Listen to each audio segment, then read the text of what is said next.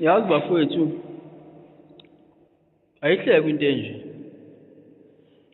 Uyabona lesimo salombhemi lo nalo ifana nomuntu ogwaziswe emsebenzini kanti ugwaza kumuntu wrong.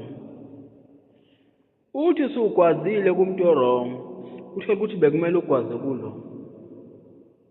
Kanti wena ugwaze kuro. I-refined ayisabuyi kulo, usufuna ukubuza ogwaza ngala. La kuholwa ngenyanga, la kuholwa nge-fortnight.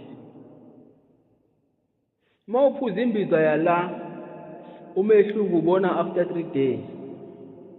Kanti uma uphuza imbiza yala, umehluko ubona after 2 years noma after 1 year. Ngoba vele amakhambi kalo awikho kunamakhambi kalo. Selokwathi inhloko, amakhambi kalo astrong kunamakhambi kalo.